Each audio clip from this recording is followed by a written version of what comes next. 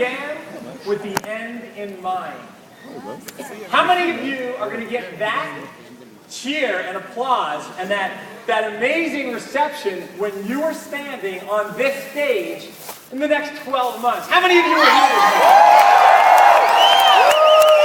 The question is why are we not there yet? Right? Isn't that why we ask, sometimes what we ask ourselves? Why haven't I gotten the results that I came here for? Why haven't I had the breakthrough that's going to cause the most significant change in my personal being, in my personal freedom, in my personal income, in my personal success? Who's with me on this? Right? How many of you came here to make the big breakthrough?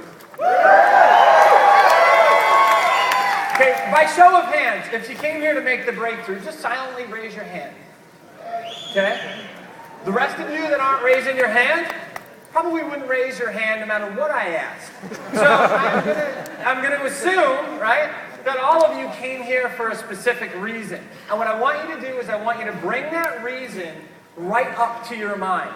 I want you to think about the number one reason that you flew all the way to Denver, Colorado. How far did you guys fly? Who flew the furthest here? Who drove the furthest here? Who came on the last shortest minute's notice? Right? Who just got started in the last week? Right? Right. Some of you got started yesterday, and you're here. So give yourselves a round of applause.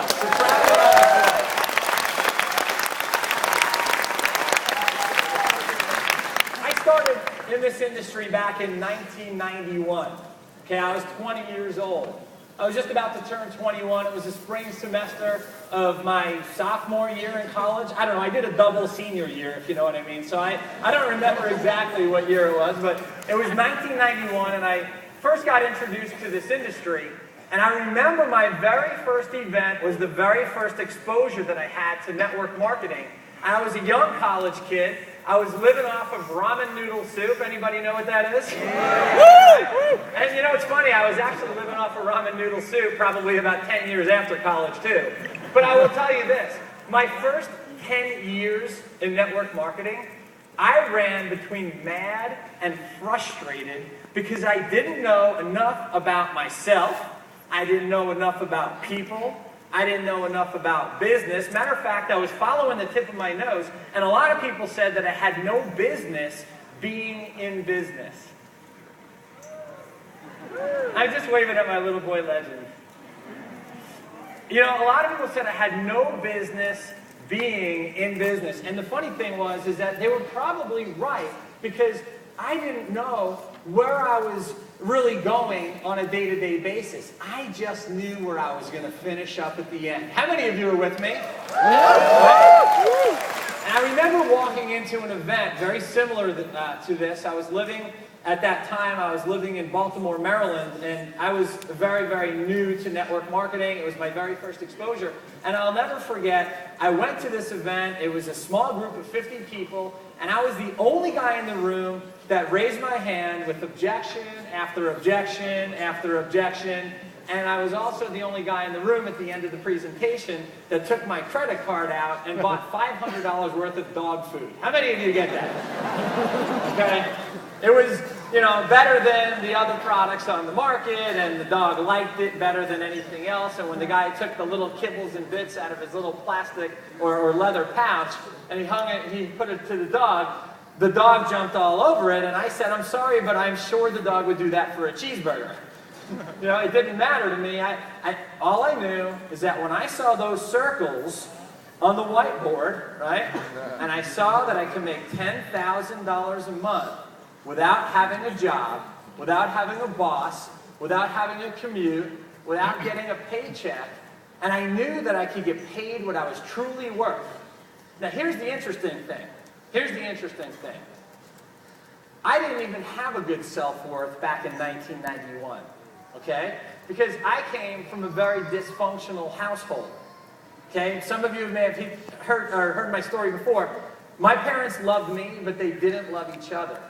And so that really created a lot of confusion, a lot of frustration, a lot of thoughts of self-worth or lack of self-worth. I grew up with a very low self-esteem. And so I built myself up on the outside, you know, using weight training and exercise, and learned how to take care of my body because I had to flex my muscles somehow, some way. So I had a very low self-esteem, but I had a very high self-confidence, and that is a very dangerous combination, if you know what I mean.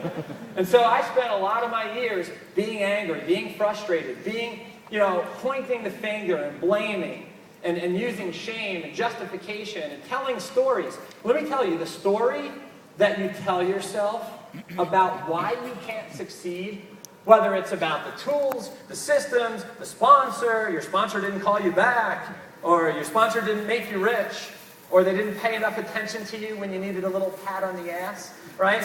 If those stories are bigger than your dream, the very reason that you came here, then there's a good chance that you'll wind up staying in the back for as long as you're in this industry.